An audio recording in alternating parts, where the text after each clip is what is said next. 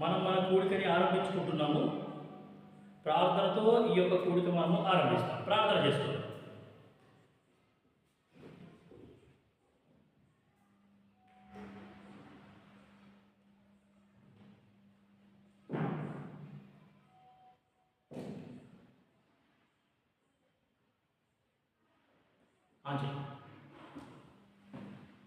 ప్రార్థన చేసుకుందాం.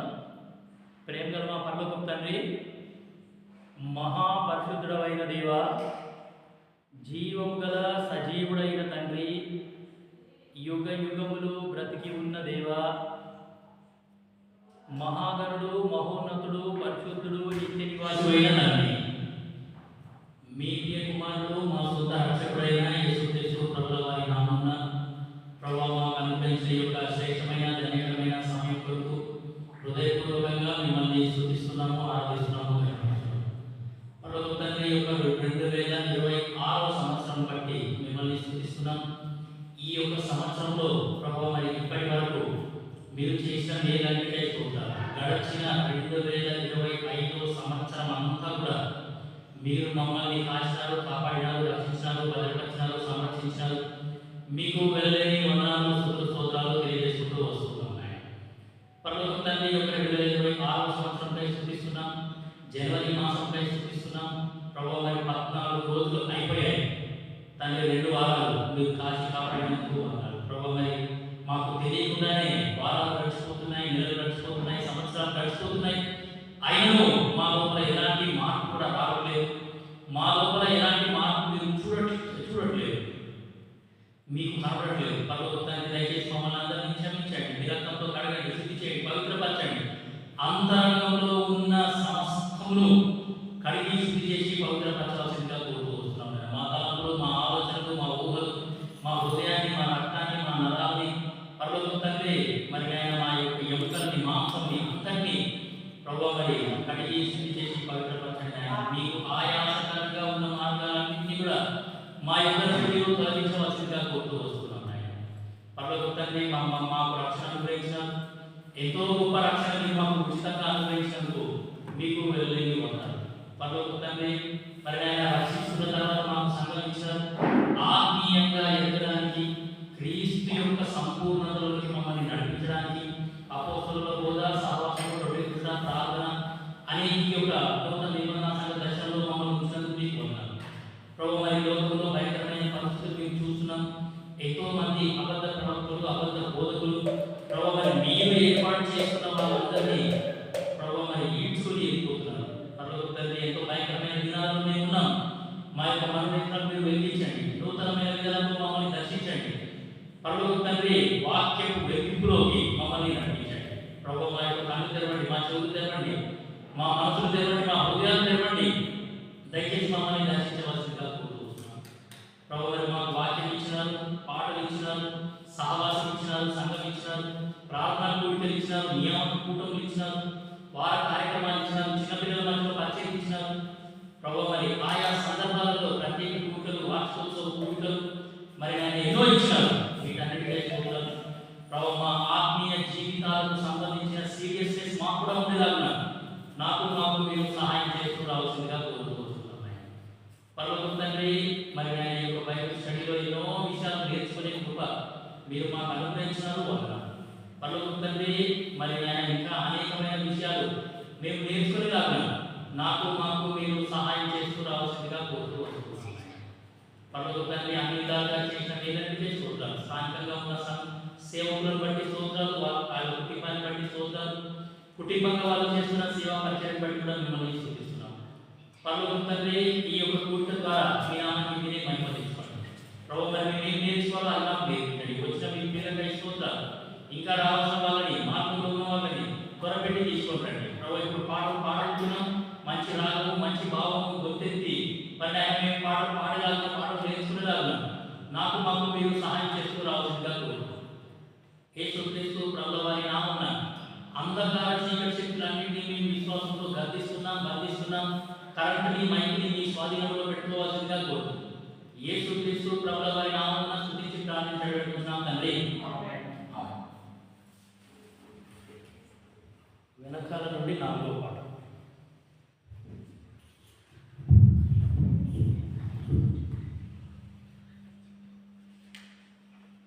నూతనముగా చేర్చబడిన సీయోను దీపములు.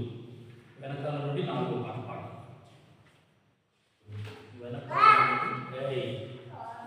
వెనకాల నుండి 4వ పాట పాడుతూ మనం ఏం చేస్తామంటే ఈ యొక్క కూడికని ఆరంభించుకుందాం.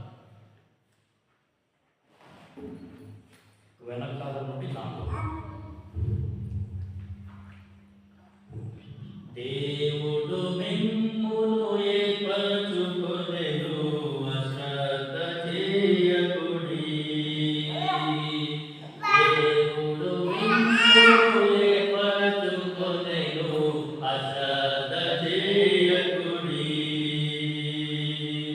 తనకు పరిచర్య చేయుటకు మిమ్మే పరచుకొనెను.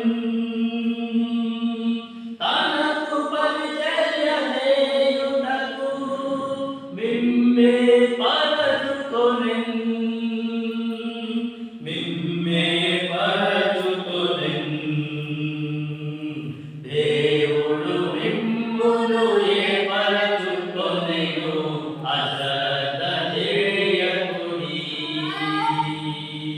దేవుడు మిమ్మును ఏర్పరచుకొనెను, అశ్రద్ధ చేయకుడి.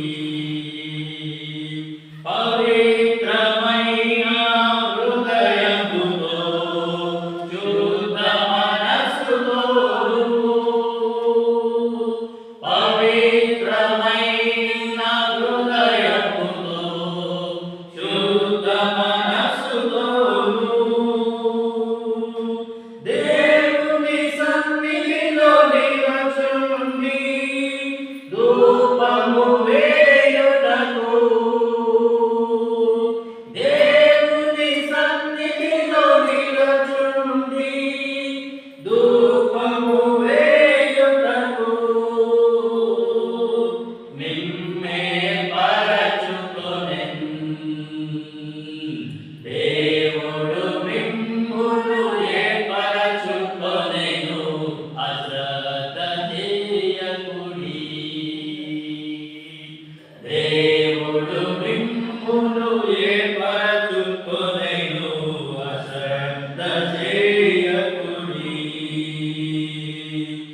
అశ్రద్ధ వలన శాపము నష్టములెన్నో పొందితిరి. అశ్రద్ధ వలన శాపము నష్టములెన్నో పొందితిరి.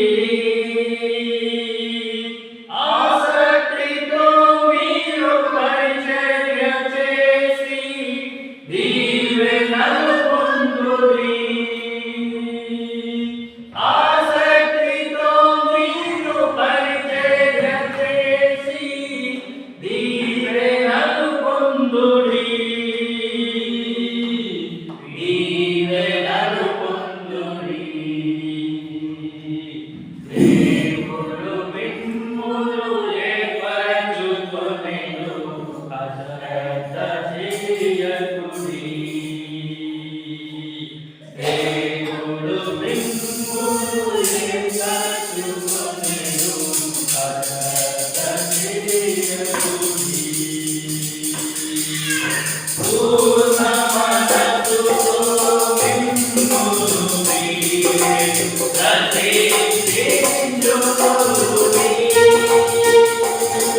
పూర్ణ మనస్సుతో మిమ్మును మీరే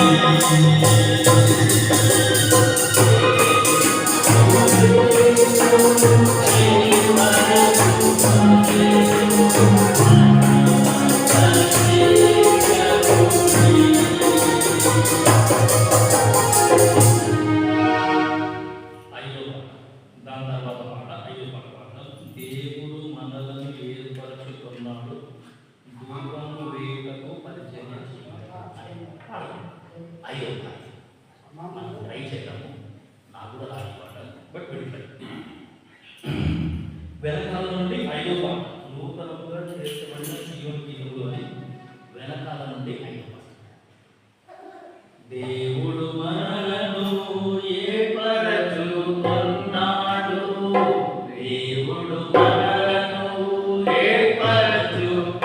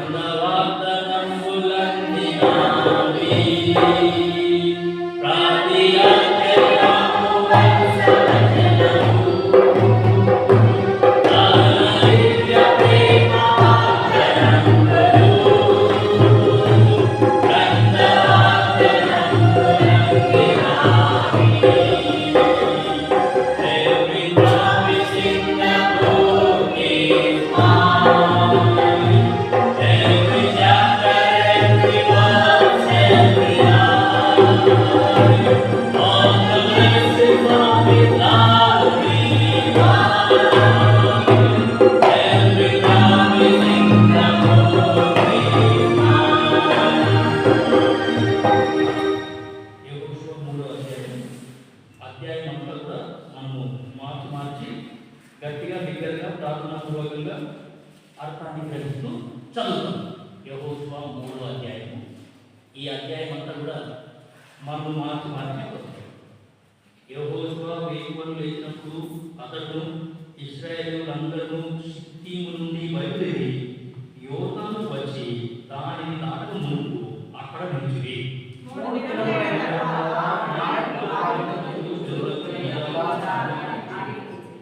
మూడవ వచనం, మీరు దేవుడైన యెహోవా మందసమును యాజకులైన లేవీయులు మోసుకొని పోవుట చూసినప్పుడు మీరున్న స్థలంలో నుండి బయలుదేరి దాని వెంబడి వెళ్ళవలెను.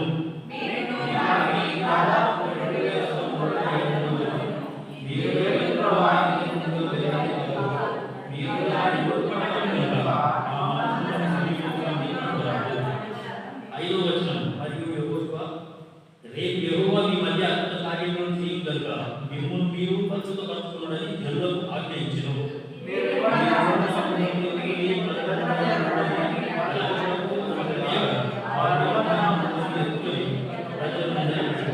ఏడవ వచనం, అప్పుడు యెహోవా యెహోషువతో నన్ను నేను మోషేకు తోడయుండినట్లు నీకును తోడయుండునని ఇశ్రాయేలీయులందరూ ఎరుగునట్లు నేడు వారి కనుల ఎదుట నిన్ను గొప్ప చేయ మొదలుపెట్టెదను.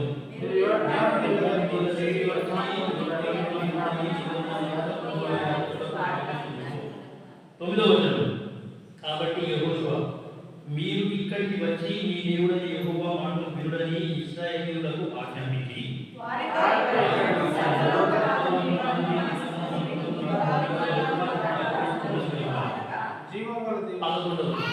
జీవగల దేవుడు మీ మధ్య ఉన్నాడని ఆయన మీ ఎదుట నుండి కనానీయులను, హిత్తీయులను, హివ్వీయులను, పెరిజ్జీయులను, గెర్గాషీయులను, అమోరీయులను, యెబూసీయులను వెళ్ళగొట్టనయ్యు దీనివల్ల మీరు తెచ్చుకుందురు.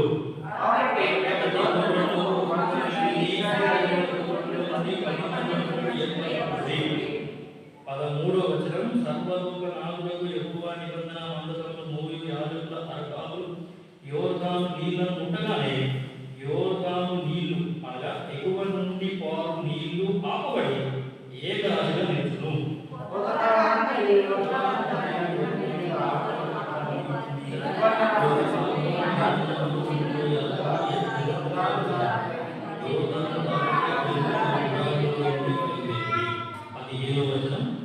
అప్పుడు ఆ మందసమును మోయువారు యోర్దానులో దిగిన తర్వాత మందసమును మోయు యాజకుల కాలు నీటి అంచున మునగగానే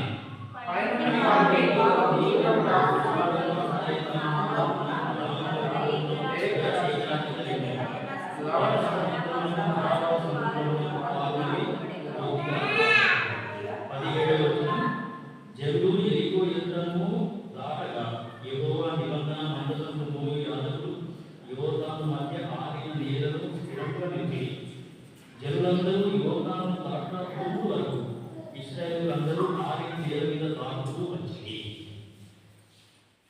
చదువుకున్న యొక్క లేఖనాలను మాట్లాడుతుంది సార్. సార్వత్రిక సంఘ వాగ్దానాన్ని బేస్ చేసుకొని అంటే పోయిన సంవత్సరం మనం స్టార్ట్ చేసాము. సో అదే ఈ సంవత్సరం కూడా కంటిన్యూ అవుతుంది. సో ఈ యొక్క 3వ అధ్యాయంలో వాళ్ళు ఏం చేస్తున్నారంటే యోర్దాను నది దాటాలి. ఆ యోర్దాను నది దాటితే అవతల వాగ్దాన దేశం. సో యోర్దాను నది అంటే మనకు ఆత్మీయంగా మనకు ఈ లోకం అనే సముద్రం లేకపోతే లోకం అనే నది. ఈ యొక్క లోకం అనే నదిలో మనము ఉన్నాము. ఈ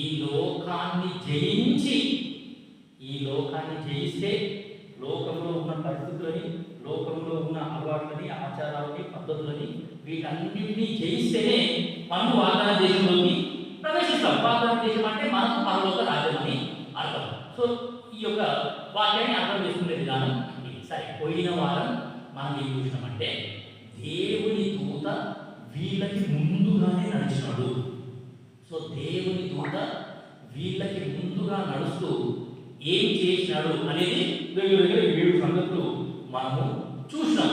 సో ఇప్పుడు ఈ యొక్క యోర్దాను నది దాటుతున్న పిల్లలు వాళ్ళ తల్లిదండ్రులు ఏంటంటే అరణ్యంలో ఉన్నప్పుడు వాళ్ళ తల్లిదండ్రులకి దేవదూత అనేవాడు ముంగనే నడిచినాడు. సో కాబట్టి 31:8 ద్వితీయోపదేశకాండం సార్వత్రిక సంఘ వాగ్దానం.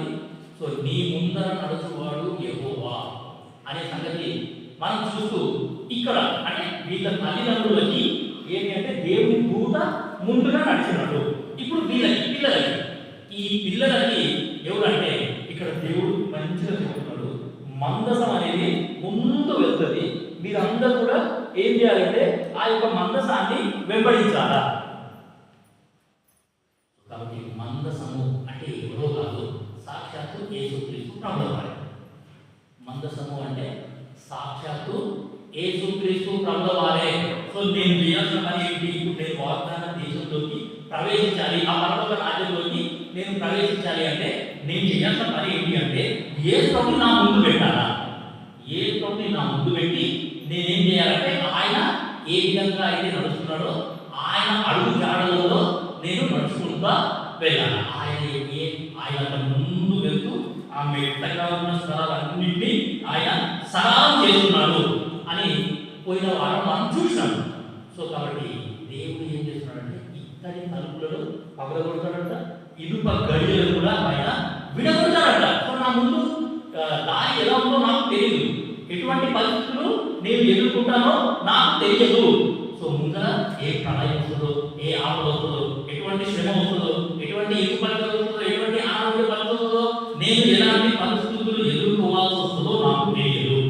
ఎందుకంటే సైతాన్ గారి యొక్క మెయిన్ టార్గెట్ ఏంటి అంటే ఆ యొక్క పరలోక రాజ్యానికి నువ్వు నేను చేరుకోకూడదు అని చెప్పేసి ఎట్లయినా సరే ఆపేటాము అని చూస్తాడన్నమాట. నువ్వు ఎట్లా వెంబడిస్తావో నేను చూస్తా, ఆయన మార్గాల్లో నడుస్తున్నావు, ఎంత దూరం నడుస్తావో నీకు ఎంత ఓపిక ఉందో నేను కూడా చూస్తా అని సైతాన్ గారు ఏం చేస్తాడంటే అట్లా కొన్ని పరిస్థితులని ఆటవాడు. సరే, ఏమైనా నువ్వు నేను తెలుసుకున్న సంగతి ఏంటంటే దేవుని వాగ్దానాలు మనకు ఉన్నాయి. నీవు నడుచు మార్గం అంతటిలో నీ దేవుడు ఎక్కువ నీకు తోడై ఉన్నాడు. సో ఆ సార్వత్రిక సంఘానికి దేవుడు ఇచ్చిన వాగ్దానంలో ఫస్ట్ వాగ్దానం పోయిన వారం మనం చూసినాము. ఫస్ట్ వాగ్దానం సాక్షాత్తు దేవుడి తండ్రి అయిన దేవుడు యెహోషువకు ధైర్యం ఇస్తున్నాడు, నేను మోషేకు తోడై ఉన్నట్లు నీకు కూడా తోడై ఉంటాను. అది మొదటి వాగ్దానం. రెండో వాగ్దానానికి వచ్చేసరికి 31:8 ద్వితీయోపదేశకాండము. అక్కడ ఏంటంటే మోషే దేవుని సేవకుడైన మోషే యెహోషువని ధైర్యపరుస్తున్నాడు. నీ ముందర నడుచువాడు యెహోవా, నా పని అయిపోయింది, వాగ్దాన దేశంలో ప్రవేశించొద్దు అని దేవుడు నాకు చెప్పినాడు. ఆ వాగ్దాన దేశంలోకి నేను ఎట్లాగో వెళ్ళను. సో కాబట్టి ఇప్పుడు ఈ ప్రజలను నువ్వే నడిపియాలి. దేవుడు వాగ్దానం చేయకుండా ఆ దేశం ఖచ్చితంగా నేను ఇస్తాను అని. సో కాబట్టి నువ్వు ఈ ప్రజలను నడిపియాలి. కాబట్టి నువ్వు ధైర్యంగా ఉండు అని మోషే ఇక్కడ యెహోషువకు ధైర్యం. సరే, వాక్యానుసారంగా మనం చూస్తే ఫస్ట్ ద్వితీయోపదేశకాండం వస్తుంది, దాని తర్వాత యెహోషువ పుస్తకం అనేది వస్తుంది. సో ఆ వాగ్దానం పెట్టేటప్పుడు ముందు ద్వితీయోపదేశకాండంలో ఉన్న వాక్యం పెట్టాలి, దాని తర్వాత యెహోషువ వాక్యం అనేది పెట్టాలి. కానీ అట్లా పెట్టలేదు. ఎందుకు అట్లా పెట్టలేదు అంటే we give first importance to God. మనం అందరం కూడా మనం హెబ్రోనులో ఏం చేస్తామంటే దేవునికి ప్రథమ స్థానం ఇస్తాము. దేవునికి ప్రథమ స్థానం, దేవుడే ముందు ఉండాలి, ఎవరైనా సరే దేవుడు కావాలి. అందుకే వాగ్దానాలలో ఫస్ట్ ఏం పెట్టారు అంటే దేవుడు యెహోషువకు ధైర్యం ఇస్తున్నాడు. ఆ యెహోషువ 1:9 ఏం చేస్తున్నాడు అంటే దేవుడు యెహోషువని ధైర్యపరుస్తున్నాడు. కాబట్టి దేవుడే సాక్షాత్తు మాట్లాడుతున్నాడు, నేను మోషేకు ఏ విధంగా అయితే తోడుగా ఉన్నానో అదే విధంగా నీకు కూడా తోడుగా ఉంటా. సో దేవుని సేవ అంటే మామూలు మాటలు కాదండి. దేవుని సేవ చేయాలి అంటే ఖచ్చితంగా దేవుని తోడనేది మనకు ఉండాలి.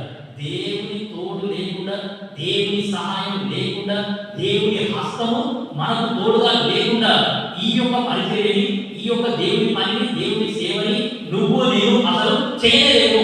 మన వల్ల కూడా కాదు. కాబట్టి అందుకే దేవుని సేవ అంటే ఎన్నో ఆటంకాలు, ఎన్నో ఎదిరింపులు, ఎన్నో బెదిరింపులు వస్తాయి. వాటన్నింటినీ ఎదుర్కొనే శక్తి, ఎదుర్కొనే కెపాసిటీ మనకు కూడా ఉండాలి. సో కాబట్టి అందుకే దేవుని సేవ అంటే అది మామూలు మాట కాదు. అందుకే దేవుని తోడు అనేది ఖచ్చితంగా మనకు ఉండాలి. సరే, ఈ రోజు ఏం చేద్దామంటే 10, 11 వచనాలు నేను చదువుతున్నాను. 3వ అధ్యాయము 10, 11 వచనాలు నేను చదువుతున్నాను. వారితో ఇట్లా నేను సర్వలోక నాథుని నిబంధన మందసము మీకు ముందుగా యోర్దాను దాటబోతున్నది కనుక జీవము గల దేవుడు మీ మధ్య ఉన్నాడని ఆయన నిశ్చయంగా మీ ఎదుట నుండి కనానీయులను, హిత్తీయులను, హివ్వీయులను, పెరిజ్జీయులను, గెర్గాషీయులను, అమోరీయులను, యెబూసీయులను వెళ్ళగొట్టుననియు దీని వలన మీరు తెలిసి కొందురు. సో ఆ కానాను దేశం అనేది ఎటువంటి దేశము అంటే చాలా జాగ్రత్తగా వినండి. కానాను దేశం అనేది ఎలాంటి దేశం అంటే 7 రకాల జాతుల ప్రజలు ఆ దేశంలో ఉన్నారు. 7 రకాల జాతుల ప్రజలు ఆ యొక్క కానాను దేశంలో ఉన్నారు. ఇప్పుడు మనం చదివిన 11వ వచనంలో 7 జాతుల ప్రజలు అక్కడ ఉన్నారు. ఒక వచనం మనం చదువుతాము. అపోస్తలుల కార్యములు 13వ అధ్యాయము 19వ వచనం చూడండి. అపోస్తలుల కార్యములు 13వ అధ్యాయము 19వ వచనం. మరియు కానాను దేశంలో 7 జాతుల వారిని నాశనం చేసి వారి దేశములను వీరికి స్వాస్థ్యముగా పంచి ఇచ్చెను. వారి దేశములను వీరికి స్వాస్థ్యముగా పంచి ఇచ్చెను. 7 జాతుల కానాను దేశంలో 7 జాతుల వారిని నాశనం చేసి, సో ఆ కానాను దేశంలో 7 జాతుల ప్రజలు ఉన్నారు. 7 జాతుల ప్రజలు. సో ఎవరి జాతి వాళ్ళే, ఎవరి ఆచారాలు వాళ్ళే, ఎవరి అలవాట్లు వాళ్ళే, ఎవరి పద్ధతులు వాళ్ళే. సో నూతన నిబంధన కాలంలో కూడా మనకి దేవుడు గుర్తు చేస్తున్నాడు. ఈ దేవుడు ఎలాంటి దేవుడు అంటే 7 జాతుల ప్రజలని ఈ దేవుడు ఏం చేశాడంటే ఆ కానాను దేశంలో సర్వనాశనం చేశాడు. ఎందుకు దేవుడు అట్లా 7 జాతుల వారిని నాశనం చేసినాడు అని అంటే చూడండి. 20 లేవియాకాండం 20వ అధ్యాయము 23వ వచనం చూడండి. లేవియాకాండం నేను మీ ఎదుట నుండి ఒక్క నిమిషం అందరికీ లేవియాకాండం 20వ అధ్యాయము 23వ వచనం మనం చదువుతున్నాం. అసలు నేను మీ ఎదుట నుండి వెళ్ళగొడుచున్న జనముల ఆచారములను బట్టి నడుచుకోకూడదు. నేను మీ ఎదుట నుండి వెళ్ళగొట్టుతున్న జనముల ఆచారములను బట్టి నడుచుకోకూడదు. వారు వాటి క్రియలన్నీ చేసి కనుక నేను వారి యందు అసహ్యపడుతుని. దేవునికి అసహ్యమైన క్రియలు ఈ 7 జాతుల ప్రజలు చేస్తారు. గుర్తుపెట్టుకోండి. ఈ 7 జాతుల ప్రజలు అంటే ఈ కనానీయులు కానివ్వండి, లేకపోతే హిత్తీయులు కానివ్వండి, హివ్వీయులు కానివ్వండి, పెరిజ్జీయులు, గెర్గాషీయులు, అమోరీయులు, యెబూసీయులు, ఈ 7 జాతుల ప్రజలు వాళ్ళు కానాను దేశంలో ఉండి వాళ్ళు ఏం చేసినారు అంటే దేవునికి హేయమైన పనులన్నీ వాళ్ళు చేశారు. సో ఒక విశ్వాసిగా, బల్లలో పాల్గొంటున్న విశ్వాసిగా అంటే నేను యేసుప్రభువును నమ్ముతున్నాను అని చెప్తున్నాను, యేసుప్రభువును నమ్ముతున్నాను అని సువార్త ప్రకటిస్తున్నాను, యేసుప్రభువును నమ్ముతున్నాను అని చెప్పుకుంటూ దేవుడి మందిరానికి వస్తున్నాను, వాక్యం చదువుతున్నాను, ప్రార్థన చేసుకుంటున్నాను, ఆరాధన చేస్తున్నాను, బలలో పాల్గొంటున్నాను, అన్ని చేసుకుంటూ దేవునికి హేయమైన పనులు కనుక నేను చేస్తే అది నూతన నిబంధన కాలంలో ఉన్న మనము నిజంగా చాలా జాగ్రత్తగా ఉండాలి. దేవునికి హేయమైన పనులు కనుక నేను చేస్తే చాలా చాలా నాకే చాలా ప్రమాదం.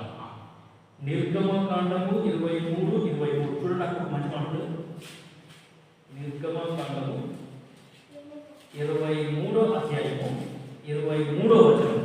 ఎట్లనగా నా దూత నీకు ముందుగా వెలుచు అమోరీయులు, హిత్తీయులు, పెరిజ్జీయులు, కనానీయులు, హివ్వీయులు, యెబూసీయులను వారున్న చోటుకు నిన్ను రప్పించును. నేను వారిని సంహరించెదను. సో కాబట్టి ఈ 7 జాతుల ప్రజలని దేవుడు ఏం చేస్తా అని అంటున్నాడు అంటే సంహరించేస్తా అని ఇక్కడ అంటున్నాడు. ద్వితీయోపదేశకాండము 20వ అధ్యాయము 17వ వచనం. ద్వితీయోపదేశకాండము 20వ అధ్యాయము 17వ వచనం చూడండి. దేవుని వాక్యం ఎంత మంచిగా ఉందో.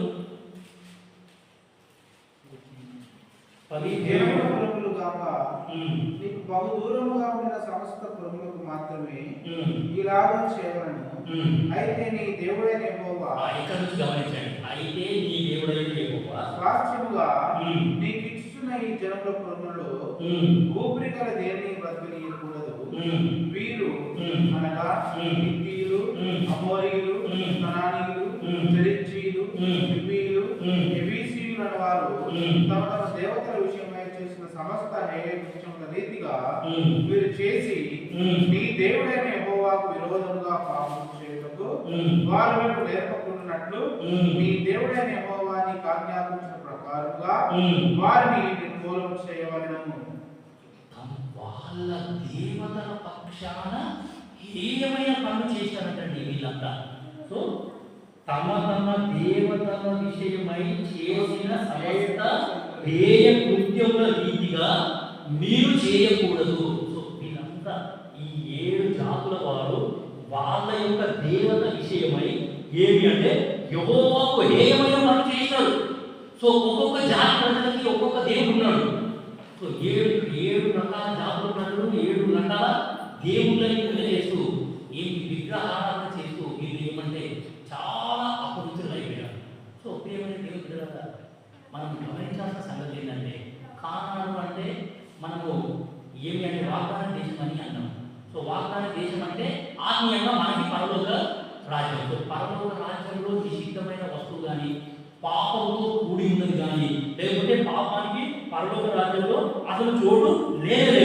అందుకే దేవుడు ఏం చేసినాడంటే ఆ యొక్క కానాను దేశంలో ఇట్లా పాపం ఎవరైతే చేస్తున్నారో, దేవునికి హేయమైన పనులు ఎవరైతే చేస్తున్నారో నా ప్రజలు అలాంటి పాపాలు చేయకూడదు, ఆ పాపాలు వాళ్ళు నేర్చుకోవద్దు, ఆ యొక్క హేయమైన కార్యాలు వాళ్ళు అలవరుచుకోవద్దు, అలవాటు కావద్దు వాళ్ళకు అని ముందు ఆ ప్రజలను సంహరించారు. అర్థమవుతుందండి నిజం. ఆ కానాను దేశంలో జరుగుతున్న హేయమైన కార్యాలన్నీ కూడా నాశనం చేయడానికి దేవునికి 430 సంవత్సరాలు అయిపడింది. అర్థమవుతుందండి. 430 సంవత్సరాలు దేవునికి టైం పట్టింది. కాబట్టి దేవుడు ఎప్పుడైతే అబ్రహాముకు వాగ్దానం చేసినాడో అప్పటి నుండి ఆ యొక్క కానాను దేశంలో ఈ యొక్క హేయమైన పనులు చేస్తున్న వాళ్ళందరినీ దేవుడు ఏం చేస్తున్నాడంటే సర్వనాశనం చేస్తూనే ఉన్నాడు. సో ఆ 430 సంవత్సరాలు వీళ్ళు ఇక్కడ ఐగుప్తులో బానిసలుగా ఉన్నారు. అదే 430 సంవత్సరాలు ఆ యొక్క వాగ్దాన దేశంలో ఉన్న ఈ హేయమైన పనులన్నింటినీ దేవుడు ఏం చేసినాడంటే సర్వనాశనం. సో ఆత్మీయంగా నీకు నాకు ఎట్లా అర్థమవుతుంది ఈ వాక్యం? ఇప్పుడు ఈ యొక్క వాక్యాన్ని నేను ఆత్మీయంగా ఎట్లా అర్థం చేసుకోవాలి అంటే చూడండి, సామెత దానికంటే ముందు ఏం చేద్దామంటే ఈ వ్యక్తులు చేసిన ఇంకా కొన్ని హేయమైన పనులు నేను చదువుకొని గమనించండి.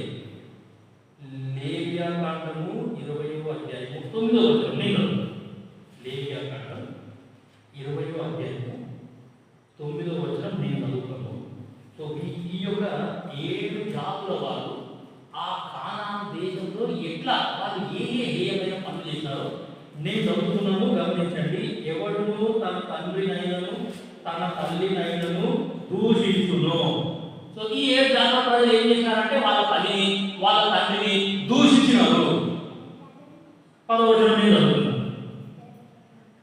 పరుని భార్యతో వ్యభిచరించిన వానికి. సో ఈ 7 జాతుల ప్రజలు ఏం చేశారంటే పరుల భార్యతో వ్యభిచారం. 11వ వచనం నేను చదువుతున్నాను. తన తండ్రి భార్యతో శయనించిన వాడు. సో ఈ 7 పండ్లని ఇవన్నీ. ఈ అధ్యాయం మొత్తం ఈ లేవియా కాండము 20వ అధ్యాయంలో ఈ 7 జాతుల ప్రజలు చేసిన హేయమైన పనులన్నీ ఇక్కడ ఉన్నాయి. చూడండి 12వ వచనం నేను చదువుతున్నా. ఒకడు తన కోడలితో శయనించిన ఎడల. దాని తర్వాత 13వ వచనం. ఒకడు స్త్రీతో శయనించినట్టు పురుషులతో శయనించిన ఎడల. 14వ వచనం. లేవియా కాండము 20వ అధ్యాయం 14వ వచనం. ఒకడు స్త్రీని ఆమె తల్లిని పెళ్లి చేసుకొని ఎడల. అది 2వ వచనం. 15వ వచనం. జంతు శయనము చేయువానికి మరణ శిక్ష.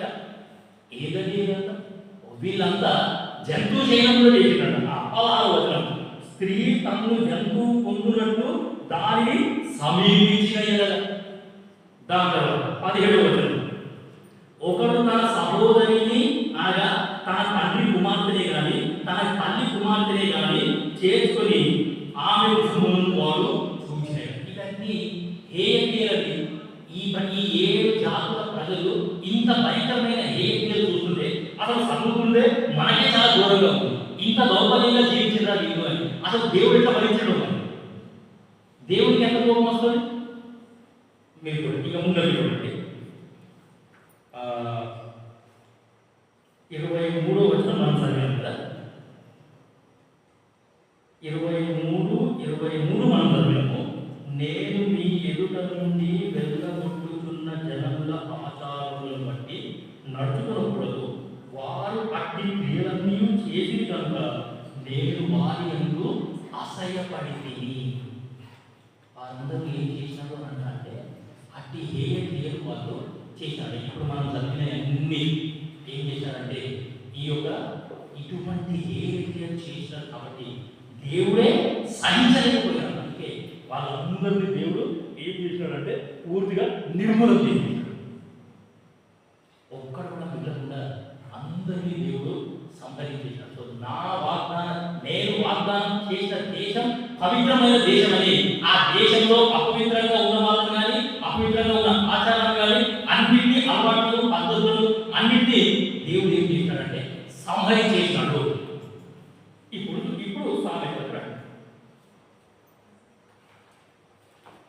సామెతలు ఏం చూద్దామంటే ఈ 7 జాతుల ప్రజలు మనకు ఎట్లా అర్థమవుతుంది అని అంటే 6వ అధ్యాయము 16, 17, 18, 19 మనందరి బాగా తెలిసిన వచ్చింది. 7 హేయ విషయాలు దేవునికి అంటే దేవునికి 7 హేయ విషయం. ఆ దేవుని దృష్టిలో 7 రకాల హేయ విషయములు అక్కడ ఉన్నాయి. సామెతలు 6వ అధ్యాయము 16 నుండి 19 వరకు. యెహోవాకు అసహ్యములైన మార్గాలు, యెహోవాకు అసహ్యములైనవి 6 కలవు. 7 ఆయనకు హేయములు, 7 ఆయనకు హేయములు. 7 things which are abominable unto God. 7 విషయాలు దేవునికి హేయమంట. 7 రకాల జాతుల ప్రజలని మనం చూస్తున్నాం. సో 7 రకాల జాతుల ప్రజలు దేవునికి 7 అంతల అసహ్యం పుట్టించే పనులు వాళ్ళు చేశారట. సో నువ్వు నేను ఆత్మీయంగా నువ్వు నేను ఏం చేస్తున్నాం? దేవునికి హేయమైన పనులు ఏమైనా అవేమనగా అహంకార దృష్టియు. నువ్వు నేను చేసే హేయమైన పని ఇదే, అహంకార దృష్టి. మన దృష్టి చక్కగా లేదు. గర్వంగా చూస్తున్నాం, అహంకారంగా చూస్తున్నాం. నాకంటే మించినోడు ఎవడున్నాడు? నేనే ఉన్నా. ఏదైనా చేస్తే నేనే చేయాలి, నేను తప్పి కేవలం లేదు. నన్ను కాదనుకొని నువ్వు వెళ్ళు చేస్తావు. చూస్తాం అహంకార దృష్టి. కళ్ళల్లాడు నాకయు నాలుక. మన దీనిపై మనం చేసే హేయమైన పనులు మరి ఏ ప్రభుని నమ్ముకున్నామని చెప్పుకుంటా నువ్వు నేను చేసే హేయమైన పనులు ఏంటంటే అహంకార దృష్టి. నా యొక్క చూపేసలేదు. దాని తర్వాత నాలుక. Very very danger. నాలుక అనేది చాలా డేంజర్. ఏంటి అంటే ఆర్గన్ ఇన్ మై బాడీ. నా బాడీలో డేంజర్ పార్ట్ ఏదైనా ఉందా అంటే అది complete. Very very it's fire. బైబిల్లో రాయబడిన దాని ప్రకారం నాలుక అగ్ని. నాలుక అంటే అగ్ని.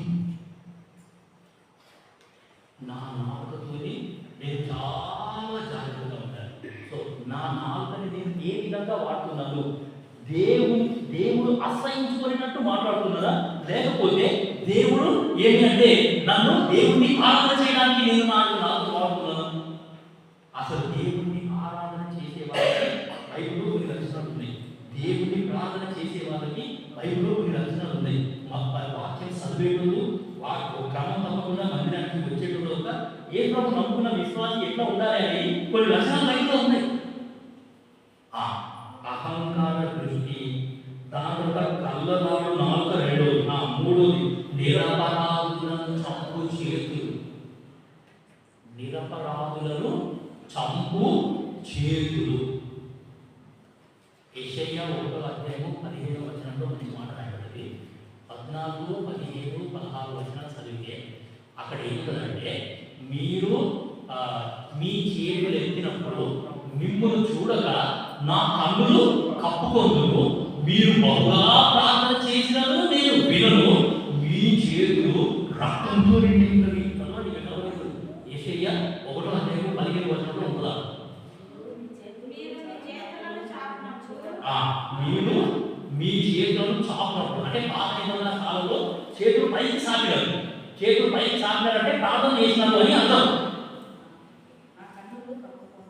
మనం చేతులు అంటే మనం ప్రార్థన చేసినప్పుడు దేవుడు ఏం చేస్తాడంట అంటే ఆయన కన్ను కప్పుకుంటాడంట. అంటే మన వైపు చూడటం లేదు, మన ప్రార్థనలు వినట్లేదు. మనం ఏం చేస్తున్నామో కూడా దేవుడికి శుద్ధి ఇష్టం లేదు. అంత అపవిత్రమైన పనులన్నీ మనం చేసుకుంటూనే కూర్చుంటున్నాం. అది మందిరంలో అయినా సరే, ఇంట్లో అయినా సరే, ఎక్కడ ఉన్నా సరే, ఎవరైనా ముందు మాట్లాడే మీరు బహుగా ప్రార్థన చేసినను నేను వినను, రక్తంతో నిండి ఉన్నాయంట చేతులు. ఎంత డేంజర్ అండి, ఎంత భయంకరమైన మాట. మన చేతులు రక్తంతో నిండి ఉన్నాయంట. ఒక చేతికి రక్తం పెట్టుకొని ఇంకో చేతిలో వాక్యం పట్టుకున్నాం. ఒక చేతికి రక్తం పెట్టుకొని ఇంకో చేతిని బరువు పట్టుకుంటున్నాం. మన చేతులు రక్తంతో నిండిపోయి అంట. కయ్యూరు ఏమేరు ఇద్దరు ఉన్నారు. అన్న తమ్ముడు ఏం చేశారు? అన్న చేతికి ఏమంటుంది? రక్తం. ఒక తండ్రి పిల్లలే ఉన్నారు, ఒకే ఇంట్లో ఉన్నారు, ఒకే కుటుంబంలో ఉన్నారు, ఎదురుగానే కూర్చుంటున్నారు. సంపూర్ణ బైబిల్లో దావీదు ఉన్నాడు. ఆయనైతే అసలు దేవుని మందిరం నేనే కడతా, దేవుని మందిరాన్ని కడితే నేనే కదా, ఎంత అద్భుతంగా కడతా అంటే, ఎంత ఘనంగా ఎంత గొప్పగా కడతా అంటే, ఆ మందిరం గురించి తరతరాలు యుగ అట్లా చెప్పుకోవాలంటే అన్ని రెడీ చేసి పెట్టిండు ఆయన. దేవుని మందిరం నేనే కడతా. అప్పుడు సరే నాతాన్ అనే ప్రవక్తతో చెప్పినాడు, దేవుడిని తోడుగా ఉన్నాడు, నువ్వు ప్రొసీడ్ అన్నాడు ఆయన. దేవుడు మధ్యలోకి వచ్చేసాడు. మధ్యలోకి వచ్చి నాతాన్తో చెప్పినాడు, నువ్వు నా సేవకు దగ్గరికి పో, దావీదు దగ్గరికి పోయి ఆ బాధ్యత నేను నీకు ఇయ్యలేదు, నువ్వు నా మందిరాన్ని కట్టగలిగి అని చెప్పుకో. దేవుడు ఎప్పుడు తెలుసాను, నువ్వు విస్తారంగా రక్తం ఒలికించినావు కాబట్టి నా యొక్క మందిరాన్ని కట్టే బాధ్యత నీకు ఇయ్యలేదు. దావీదు ఏమంటుంది? రక్తం విస్తారంగా రక్తం ఒలికించిందంట. ఒక చేతితోని నేను రక్తం చిందిస్తూ ఇంకో చేతితోని నేను సంఘాలు కడతా అని అంటే దేవుడు అసలు నూతన నిబంధన కాలంలో ఉన్న మనకి ఇంకా స్ట్రిక్ట్ వార్నింగ్ ఇచ్చాడు దేవుడు. 1 యోహాను 3:15-16 ఉంటుంది, నీ సహోదరుడి మీద నీకు విరోధ భావం కనుక ఉంటే నువ్వు నరహంతకుడు. నరహంతకుడు చేతికి ఏమంటున్నాడు? Very very danger. నిరపరాధులను చంపే చేతులు యెహోవాకు హేయములు. సో 7 జాతుల ప్రజలు 7 రకాల హేయమైన పనులు చేస్తే, ఆ నువ్వు నేను చేసే హేయమైన పనులు మనం చూసుకున్నాం. ఒకటి అహంకార దృష్టి, రెండోది కళ్ళనాడు నాలుక, మూడోది నిరపరాధులను చంపు చేతులు. 18 సామెతలు. దుర్యోచనలు యోచించు హృదయము. ప్రార్థన దుర్యోచనలు యోచించు హృదయం. దురాలోచనలు గలవాడు నేరస్తుడు నిందిస్తున్నాడు దేవుడు. దురాలోచనలు గలవాడు. ఇవన్నీ యెహోవాకు హేయమైన పనులు. నా హృదయం ఏం ఆలోచిస్తుంది, ఎట్లా చేస్తుంది, ఎక్కడికి పోతుంది, నా యొక్క హృదయ తలంపులను బట్టి నేను కొట్టుకుపోతున్నా. అంతే, నేను చేసేది కరెక్ట్, నేనే కరెక్ట్. కుటుంబంలో అయినా సరే అట్లనే ఉండాలి, సంఘంలో అయినా సరే అట్లనే. సో సంఘాలలో పరిస్థితి ఎట్లుందంటే, అలాగా విశ్వాసంగా నువ్వు నీ ఆత్మీయ జీవితంలో మంచిగా లేవురా నాయన అని చెప్పుడే చాలా తప్పు అవుతుంది. ఎవరు మంచిగా ఉన్నారు? వాళ్ళు మంచిగా కదా, వాళ్ళు మంచిగా కదా, వాళ్ళు మంచిగా కదా, నువ్వు మంచిగా ఉన్నావు. ముందు నువ్వు సరి చేసుకో, తర్వాత నాకే, నువ్వు పక్కకు ఉన్నాక మాకే. సో చెప్పేది ఏంటంటే చెడిపోయినోడిని చూసి నేను కూడా ఏమవుతున్నా? చెడిపోతున్నా.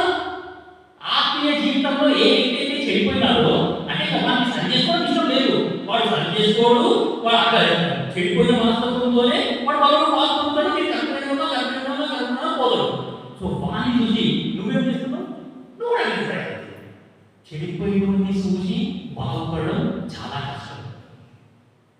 సో ఒక వ్యక్తి అట్లా చెప్పినప్పుడు నా హృదయాన్ని నేను పరిచయించుకుంటే చాలా దేవుడు ఎంత సంతోషిస్తాడో. కనీసం ఒక్క వ్యక్తి అన్నా ఈ సంఘంలో ఒక వ్యక్తి ఉన్నాడు, ఆయన హృదయాన్ని యథార్థంగా పరిచయించుకుంటున్నాడు, సరిగ్గా ఆయన వాక్యానుసారంగా ఉన్నాడు అని దేవుడు ఎంత సంతోషిస్తాడు.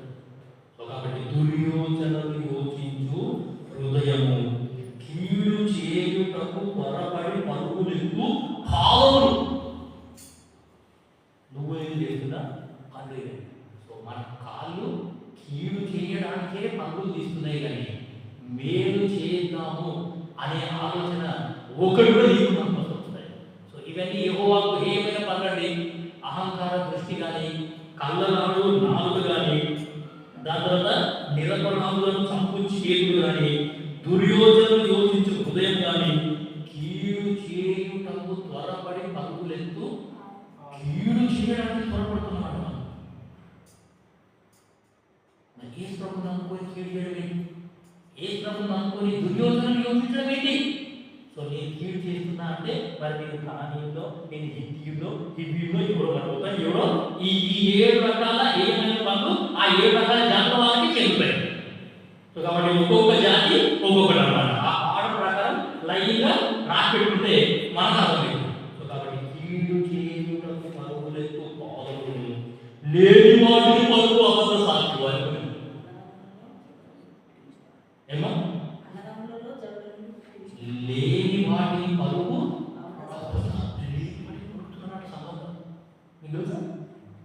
లేని వాటిని పుట్టిస్తున్నారు, లేని వాటిని తీసుకొని వస్తున్నారు, లేని వాటిని అబద్ధ సాక్ష్యం. ఎంత భయంకరమో ఇవన్నీ, చాలా డేంజర్ విషయాలు. సో ఇంట్లో అయినా సరే లేని వాటిని మనం పుట్టించదు, దుర్వార్తని అసలు పుట్టించకూడదు. సో ఎక్కడున్నా సరే లేని వాటిని పరుగు అబద్ధ సాక్ష్యం. చాలా చాలా జాగ్రత్తగా నువ్వు నేను ఉండాలి. అందుకే దేవుని వాక్యం మనకి ఇచ్చాడు. ఈ వాక్యం చదువుతున్నప్పుడు కానీ, వాక్యం వింటున్నప్పుడు కానీ, వాక్యం ధ్యానిస్తున్నప్పుడు నేనైతే రోజు ఒక సామెత ప్రతిరోజు చదువుతాను. ఇప్పటికి కూడా 2003 సంవత్సరం నుండి నాకు అలవాటు. అప్పటి నుండి ఇప్పటి వరకు రోజు ఒక సామెత, దేవుడి ప్రకారం రోజు ఒక సామెత చదువుతాను. ఇప్పుడు వాక్యం చెప్తున్నా కదా, నా హృదయాన్ని నేనే పరిచయించుకుంటున్నాను. లోపల లేని వాటిని నేనే పంపిస్తున్నాను, నిరపరాధులను నేనే చంపుతున్నాను, కీడు చేసి నేను ఇక్కడ పరుగులు తీస్తున్నాను. నా హృదయాన్ని నేను పరిచయిస్తాను. వాక్యం చదివేటప్పుడు ప్రతి ఒక్క వచనం దేవుడు నా గురించే మాట్లాడుతున్నాడు. నేనున్నా ప్రభావ నేను సరి చేసుకుంటాను, దయచేసి నాకు చూపెట్టు అని అంటే దేవుడు చాలా సంతోషిస్తాడు, మనకు కూడా చాలా ఆనందంగా ఉంటుంది. కాబట్టి లేని వాటిని పరుగు అబద్ధ సాక్షి. దాని తర్వాత అన్నదమ్ములలో జగడములు పుట్టించువాడు.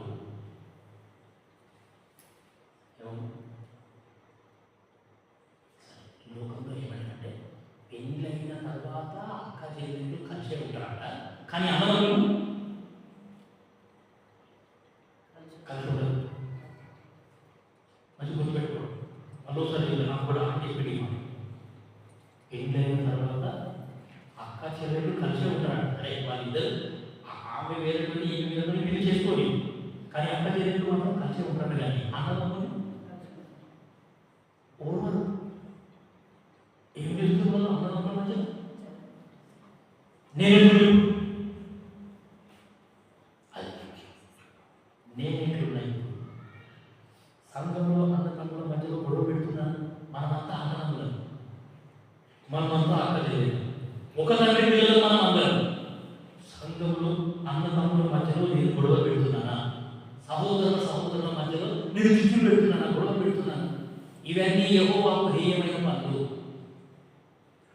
సో కాబట్టి 7 జాతుల ప్రజలని దేవుడు ఏ విధంగా అయితే నిర్మూలం చేశాడు, మరి ఇప్పుడు నీ పరిస్థితి నా పరిస్థితి ఏంటి? నేను కనుక ఇదే విధంగా ఇట్లనే ఉంటే ఏం చేస్తాడంటే దేవుడు మరి నన్ను కూడా ఇట్లనే నిర్మూలం చేశాడంటే నా పరిస్థితి ఏంటి? ఇప్పుడు చూడండి, కనానీయులు అంటే అహంకార దృష్టి గలవారు అని అంటారు. హిత్తీయులు అంటే కళ్ళలాడు నాలుగు గలవారు అని అంటారు. హిబ్బీయులు అంటే నిరపరాధులను చంపు చేతులు అని అర్థం. పెరిజీయులు అంటే దుర్యోధనము యోచించు హృదయము అని అర్థం. గెర్గాషీయులు అంటే కీడు చేయుటకు పరుగులకు పాదములు గలవారు అని అర్థం.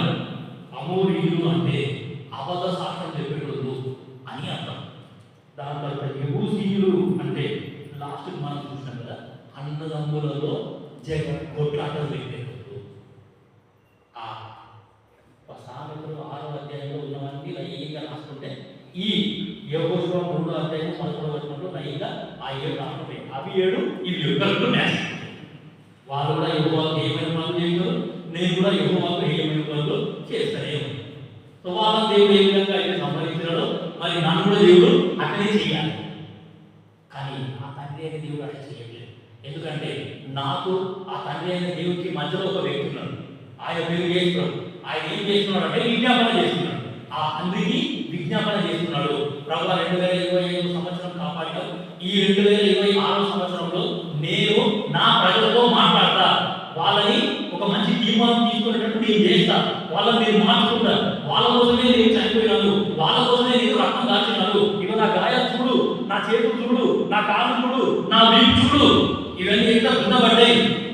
వాళ్ళ వరకే మీరు అంతా చేశాను, నేను వాళ్ళని మార్చుకుంటా, ఈ యొక్క సంవత్సరం వాళ్ళ నుంచు అని ఆ తండ్రి యేసుక్రీస్తు ప్రభువారు ఏం చేస్తున్నాడంటే ఆ తండ్రి దగ్గర విజ్ఞాపన చేస్తున్నాడు. ఆయన ఈ యొక్క సంవత్సరం ఉండని, ఈ యొక్క సంవత్సరం ఉండని, ఈ యొక్క సంవత్సరం ఉండని, ఈ యొక్క సంవత్సరం ఉండని, నేను వాళ్ళని మార్చుకుంటా, నేను వాళ్ళతో మాట్లాడతా, నేను వాళ్ళ హృదయంలో కార్యం చేస్తాను.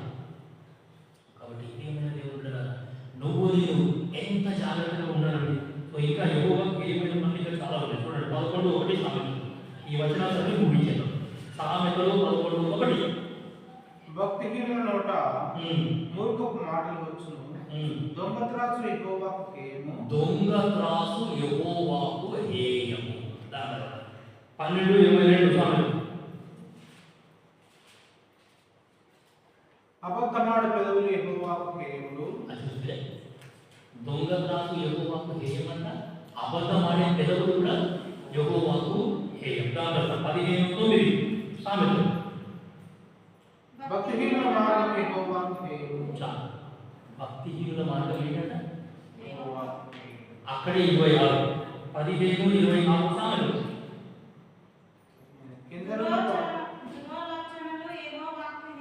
దురాలోచనలు యెహోవాకు హేయములు. చాలు. అర్థమవుతుందండి? దురాలోచనలు యెహోవాకు హేయమ. 20వ అధ్యాయము 10వ వచనం సామెతలు.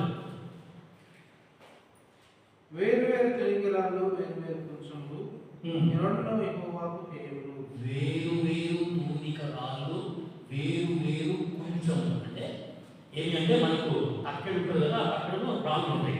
సో కరెక్ట్గా బ్యాలెన్స్గా ఉండాలి. సంఘంలో నేను అందరినీ సమానంగానే చూడాలా.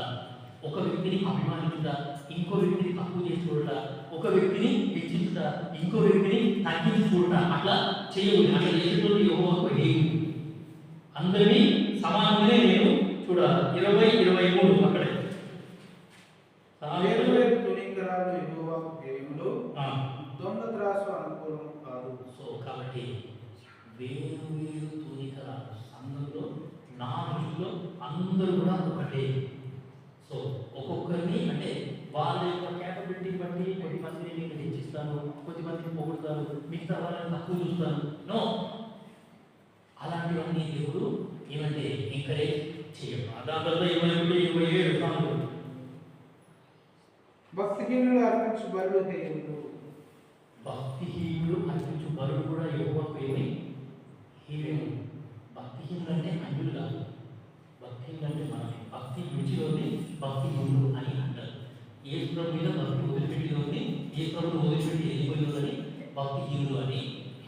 28:9. సామెతలు 28:9.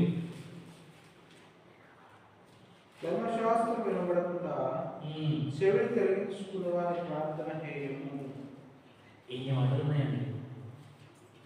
ధర్మశాస్త్రము వినబడకుండా చెవులు మూసుకుంటున్నాడు. మధ్యాహ్నం నుంచి కూడా ఎక్కడున్నాడు? ఇక్కడ నుంచి ఎంత గట్టిగా వాక్యం చెప్పినా సరే ఆ వాక్యం లోపలికి దూరదు. చెవులు మూసేసుకుంటారు, దిక్కులు చూస్తూ ఉంటారు, ఎక్కడెక్కడో పోతూ ఉంటారు, తిరుగుతూ ఉంటారు, అక్కడిక్కడ ఎక్కడిక్కడ ఏదో ఫోన్ చూసుకుంటూ కూర్చుంటారు, ఫోన్ చూస్తూ కూర్చుంటారు, ఎన్నో చేస్తూ ఉంటారు. ధర్మశాస్త్రము వినపడకుండా చెవిని తొలగించుకుని వాని ప్రార్థన హేయము. మన వాళ్ళే గట్టిగా ప్రార్థన చేస్తారు. ఓ గంటలు కూడా వాళ్ళే ప్రార్థన చేస్తారు. కాబట్టి 7 జాతుల ప్రజలని దేవుడు ఏం చేశాడంటే నాశనం చేశాడు. సో ఆ 7 జాతులు దేనికి సాదృశ్యం అంటే మనం 7 విషయాలు చూసాం. సో ఆ 7 విషయాలలో నేను ఎట్లా ఉంటాను? నా హృదయంలో కనుక ఆ 7 విషయాలు ఉంటే, 7 హేయమైన కార్యాలు ఉంటే, ఇంకా నీ దేవుడు నమ్ముకొని ఏం కాదు, మందిరానికి వచ్చి ఏం కాదు, నన్ను నేను సరి చేసుకోకుండా ఇక్కడే ఉంటా అంటే ఇంకా దేనికోసం? కాబట్టి ప్రియమైన దేవుడు మనము చాలా జాగ్రత్తగా ఉండాలి. సరే, దీంతో నేను వచ్చే వారం నుండి 4వ అధ్యాయానికి మనం ప్రయత్నం చేస్తాం. ఇంకా 3వ అధ్యాయంలో ఇంకా చాలా విషయాలు ఉన్నాయి.